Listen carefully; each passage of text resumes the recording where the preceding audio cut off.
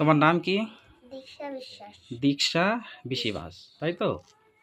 Very nice name, ঠিক আছে। আচ্ছা দীক্ষা, তুমি এখন কি পড়ছো বলো তো আমাকে। দ্য কাউ ইজ এ আমি পেট একটু অ্যানিমাল। আমি একটু ক্যামেরাটা নিচে করি, হ্যাঁ। আমি সবাইকে একটু দেখাবো কি আছে। The the cow. Cow. The cow, তাই তো। আচ্ছা, কাউ মানে কি? কাউ মানে গরু। গরু। অর্থাৎ গরু সম্বন্ধে তোমাদের কি বলেছে, কয়েকটা সেন্টেন্স বা বাক্য তৈরি করতে বলেছে, তাই তো।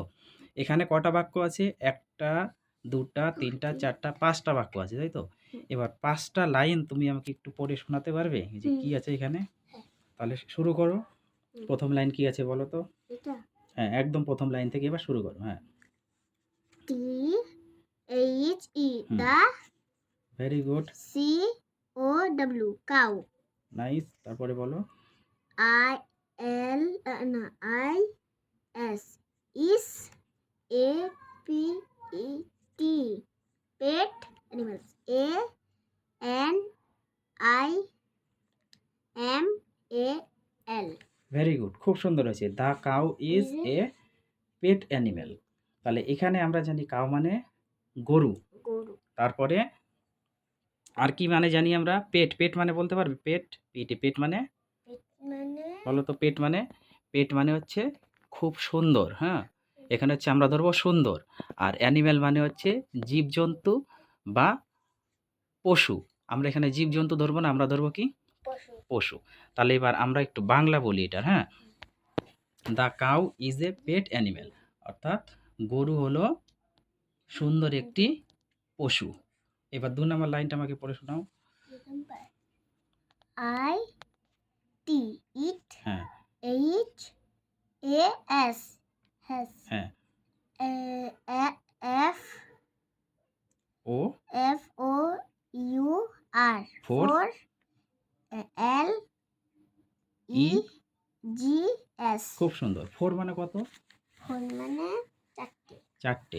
আর লেগস মানে লেগস মানে পা। এখানে হচ্ছে পাগুলি। আর ইট মানে হচ্ছে ইহা। ইহা বলতে এখানে গরুকে বোঝানো হয়েছে, হ্যাঁ। হ্যাজ মানে আছে। গরুর আছে কটি পা? চারটে। চারটে পা আছে। তারপর লাইন বলো। তারপরে এই লাইনটা। হ্যাঁ, ৩ নম্বর লাইনটা। IT ইট HAS has হ্যাঁ, TWO2 হুম।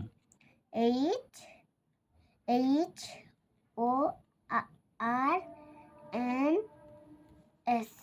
হর্নস। হর্নস মানে হচ্ছে শিং, হুম। শিং। আর টু মানে তো কি? টু মানে কি বলতে পারবে? টু টু মানে দুইটা পা। না, পা না। এখানে টু মানে হচ্ছে ২ আর হর্ন মানে হচ্ছে শিং। তার মানে গরুর আছে কটা শিং? দুটো শিং। এবার ৪ নাম্বার লাইনটা বলো। ৪ নাম্বারটা ৪ number line. IT hmm. IT it, IT ইট হ্যাঁ, HAS has হ্যাঁ। It has, it has it has. তারপরে A এ, L হ্যাঁ, O N G long, long হুম। TAIL tail. লং মানে হচ্ছে কি? লং মানে বলতে পারবা? লং মানে হচ্ছে লম্বা। আর টেইল মানে হচ্ছে লেজ, বা লেজা। তাহলে গরুর আছে একটি লম্বা লেজ। এবার লাস্ট ৫ নাম্বার লাইনটা আমাকে একটু শুনিয়ে দাও। কি আছে?